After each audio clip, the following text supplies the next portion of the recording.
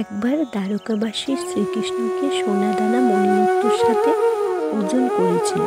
কার ওজন বা ভার বেশি, শ্রীকৃষ্ণের না সোনাদানা মণিমাণিক্যের ওজন বেশি দেখার জন্য শ্রীকৃষ্ণকে তুলাদণ্ড বা দাঁড়িপাল্লার একদিকে বসানো হয়, আরেকদিকে শ্রীকৃষ্ণের রানীরা নিজেদের শরীরে গয়না রাখতে শুরু করে, কিন্তু পালা একটুকু নড়ে না। শাম্বু রেগে গিয়ে নিজের শরীরে সমস্ত সোনার গয়না পাল্লার উপরে রেখে দেয়। পাল্লা নড়ে ওঠে, কিন্তু শ্রীকৃষ্ণের ভার থেকে বেশি ওপরে ওঠে না। জাম্বুবতী সীমন্তমণি দিয়ে শ্রীকৃষ্ণের ভার তোলার প্রয়াস করে, কিন্তু শ্রীকৃষ্ণের ভার থেকে অধিক হয় না। সবাই আশ্চর্য হয়। তখন রাধারানী রুক্মিণীকে বলেন, আপনি একমাত্র বাকি আছেন।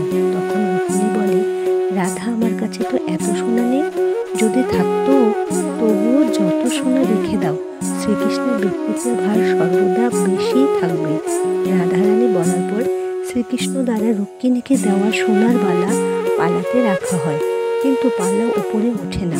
তখন রাধারানী রুক্মিণীকে একটি তুলসী পাতা দেন আর বলেন, শ্রীকৃষ্ণকে বস্তু দিয়ে মাপা যায় না। রুক্মিণী তুলসী পাতা পালাতে রেখে দিলে পালা উপরে উঠে যায়। এই পরীক্ষার অর্থ হলো, শ্রীকৃষ্ণকে ঐশ্বর্য দিয়ে নয়, ভক্তি দিয়ে পরিমাপ করলে তাহলে কৃষ্ণের ভার কম হবে।